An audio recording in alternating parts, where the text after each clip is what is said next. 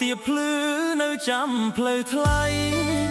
យប់នេះតាមានរឿងអ្វី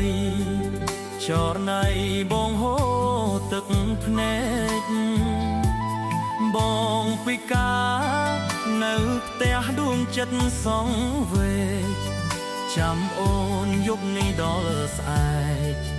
ចាំឡែកមិនឃើញអូនមកអូនវិលមកវិញហុចប្រាប់ឲ្យបងហេតុអ្វីក៏ស្រស់នួលអងបានប្រាក់$50ដើមខែតើអូនបានប្រាក់ពីណាយប់មិញអូនទៅធ្វើការជីវ៉ាមិនវិលមកផ្ទះអូនសែនប្លែកមានឡានមកចាំងទទួល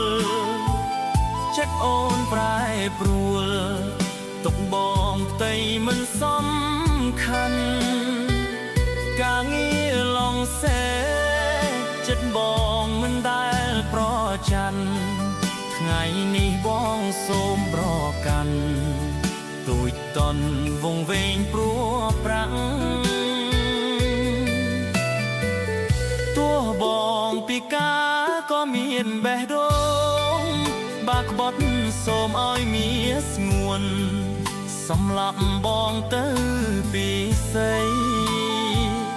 បងហូរលោហិតលុបលៀងស្នាមស្នេហ៍អប្រិយ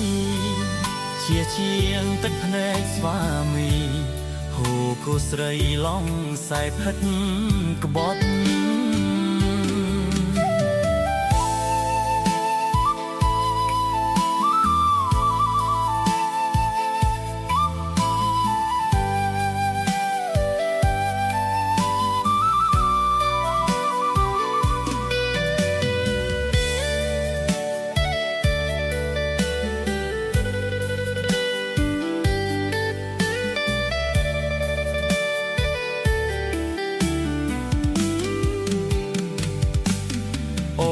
សែនប្លែកមានឡានមកចាំទទួលចិត្តអូនប្រែប្រួលទុកបងផ្ទៃមិនសំខាន់ការងារឡងសេចិត្តបងមិនដែលប្រច័ណ្ឌថ្ងៃនេះបងសូមប្រកាន់តូចតន់វងវែងព្រោះប្រាក់បងពិការក៏មានបេះដូង